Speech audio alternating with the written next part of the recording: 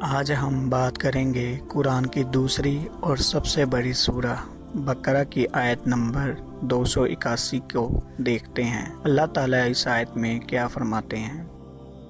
اور ڈرو اس دن سے جب تم سب اللہ کے پاس لوٹ کر جاؤ گے۔ یہاں بات ہو رہی ہے اللہ کے پاس لوٹ کر جانے کی۔ تو جب یہ دنیا فانی ختم ہو جائے گی تو سب لوگ اللہ کے پاس لوٹ جائیں گے، یعنی کہ فوت ہو جائیں گے، اور ہر شخص کو اس کے اعمال کا پورا بدلہ دیا جائے گا۔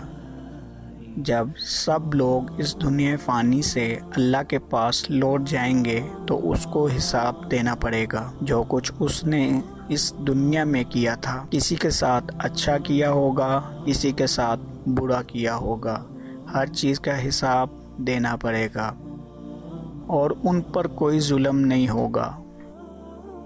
یہاں ظلم کی بات تو ہو رہی ہے، آپ کو بتاتے چلتے ہیں کہ اللہ تعالیٰ کبھی کسی کے ساتھ ظلم نہیں کرتا۔ کچھ لوگ یہ سوچتے ہیں کہ اللہ نے ایک انسان کو بہت کچھ دیا ہے اور دوسرے کو تھوڑا دیا ہے، حالانکہ انسان کو ایسا نہیں سوچنا چاہیے۔ اللہ بے نیاز ہے، اللہ اپنے بندے کے ساتھ ناانصافی نہیں کرتا، اور اگر اس نے آپ کو تھوڑا دیا ہے تو آپ صبر کر لیں۔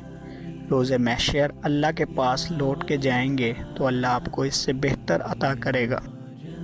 اللہ تعالیٰ سب کے لیے بہتر کرے گا۔ دعا ہے کہ اللہ تعالیٰ سب کو صراط مستقیم کے راستے پر چلنے کی توفیق عطا کرے۔ آمین ثم آمین۔